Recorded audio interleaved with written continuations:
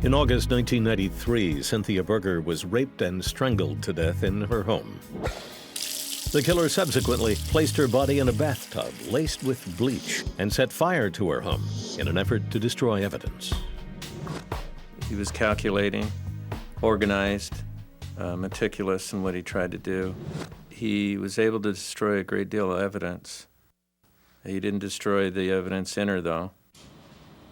Detectives collect semen from the victim's body and develop a genetic profile of the assailant. No suspect, however, can be matched to the unknown sample. The evidence is packed away, and the case goes cold. Until 7 years later, when a phone rings, less than a mile away.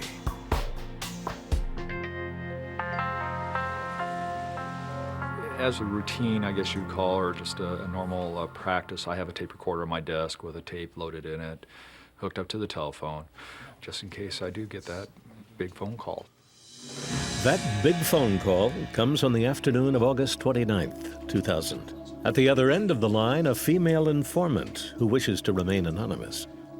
Harville rolls tape and listens as the caller points the finger at a killer. His name is Michael Schultz. He told me himself that he committed the murder. Okay. And it was the murder of Cindy Berger.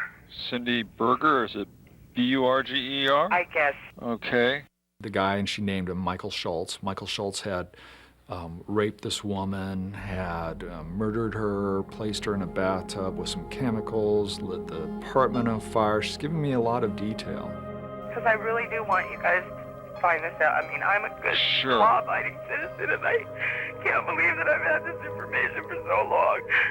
Okay, you sound pretty upset. Is he related to you, or I don't want to say. you don't want to say? I can't believe I'm calling. You're doing the right thing. I didn't know anything about this homicide. I had no clue what she was talking about. She told me it happened about 10 years earlier in the mid-90s, early mid-90s, as I recall. Detective Harville makes some inquiries about the murder of someone named Cindy Berger.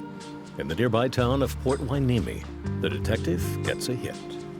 I was told that there was a homicide that occurred in Port Hueneme in 1993, and that the victim, Cynthia Berger, had been a victim of sexual assault, had been placed in a bathtub.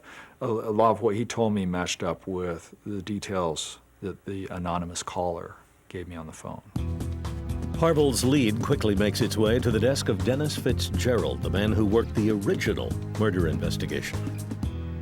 After hearing his conversation with her and what he told me, I immediately knew that this probably was our guy, because there were some things said that only the killer would know. He told me that he put her in the downstairs bathroom in bleach and some other chemicals so that they couldn't trace the DNA. Details about bleach used at the crime scene were never released to the public, and thus known only to the killer and anyone whom the killer might have told. Fitzgerald is hooked. Then he hears the name provided by the informant. His name is Michael Schultz. As soon as I heard the name, I knew I'd heard the name before. I was very familiar with it. Michael Schultz is a small-time hood with a record. Fitzgerald also discovers Schultz has a fiancé, a woman named Teresa Mooney, a woman who detectives suspect might very well be their informant. Cold case detective Dennis Fitzgerald digs into the book on Schultz. Currently incarcerated and just 2 months from parole. In Schultz's criminal past, Fitzgerald finds a disturbing parallel to the Berger crime. In June of 1992, he had entered an apartment of a young lady in Calabasas area of Los Angeles. And at 4 o'clock in the morning, he jumps up on the balcony and enters a slider and comes in her apartment. And she heard this and immediately dialed 911. Arming herself with a kitchen knife, the woman was able to scare Schultz, who ran out of the house and was caught less than a block away. The MO, almost identical to the Berger crime, makes Schultz an even stronger suspect.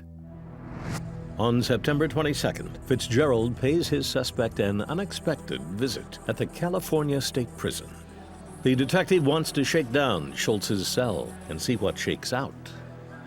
And while I was going through his property, I found a personal telephone book, a little small telephone book.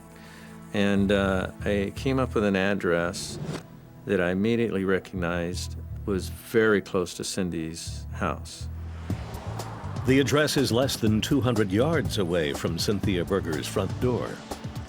Fitzgerald pays a visit to the location, questions the homeowner, and learns that Michael Schultz had been staying there at the time of the crime, giving the prime suspect ample opportunity to study his prey. I believe that he stalked her. I believe he knew she lived there alone. I believe that he had seen her there in the past. The condo she lived in was kind of a fishbowl. She had sheer curtains that you could see in at nighttime and everything, and I think he'd seen her several times and liked what he saw. On October 4th, Dennis Fitzgerald's suspicions are confirmed. Genetic testing conducted by Michael Perigian provides a match between Michael Schultz and the semen recovered from Cynthia Berger's body. The odds the semen belonged to anyone else beyond astronomical. The numbers were 1 times 10 to the 18th, which is 1 followed by 18 zeros. We actually have a policy here where we'll identify that person if it's past 1 times 10 to the 12th, basically. So Michael Schultz is the contributor of the semen in Cynthia Berger. Just a few weeks short of parole and freedom, Michael Schultz's luck runs out, and he is called to answer for the rape and murder of Cynthia Berger.